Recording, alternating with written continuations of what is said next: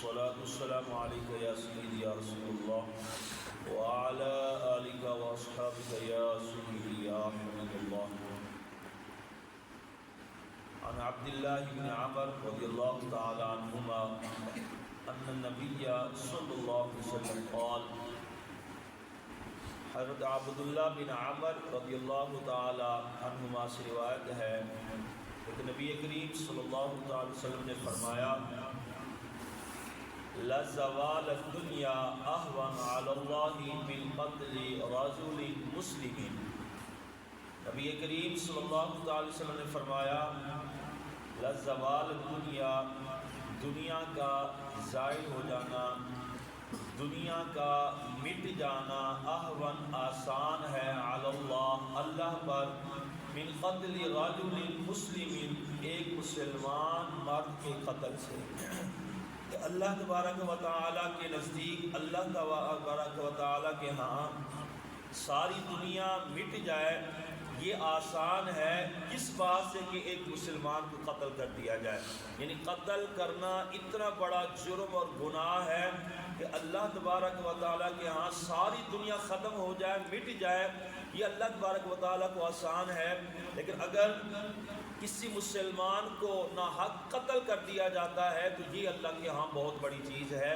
تو اس لیے فرمایا گیا ہے کہ قتل سے جو ہے وہ دنیا کی زندگی بھی چلی جاتی ہے، آخرت بھی برباد ہو جاتی ہے. جو قاتل ہوتا ہے، قتل کرنے والا ہوتا ہے، نہ تو اس کو دنیاوی کوئی فائدہ پہنچتا ہے نہ ہی آخرت میں کچھ فائدہ پہنچے گا. تو قاتل جو ہے وہ دونوں جہان میں جو ہے وہ ذلیل و رسوا ہوگا.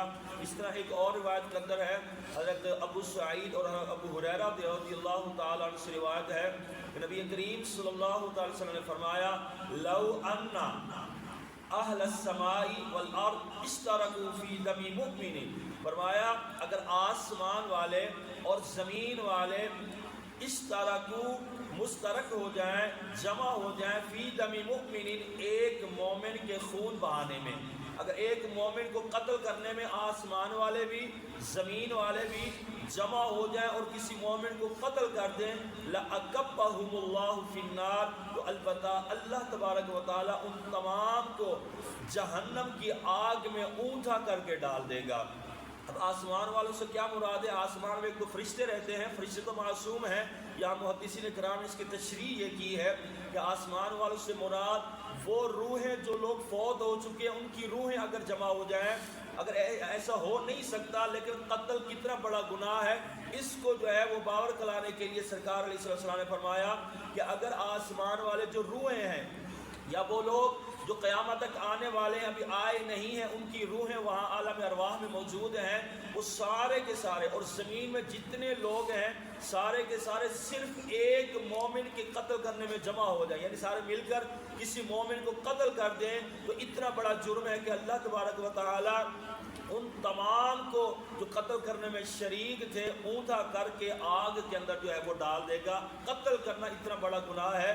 اور یہاں جو ہے وہ قتل کرنے کی جو ہے بہت سارے مسائل بھی اس حدیث سے اخذ ہوئے ہیں قتل کرنے کے متعلق کہ اگر ایک شخص قتل ہوا ہے، مقتول ہے، اور قاتل جو ہے وہ ایک نہیں ہے، ایک سے زیادہ ہیں، تو سب کو اس کے بدلے میں قتل کر دیا جائے گا. یہ شرعی مسئلہ ہے.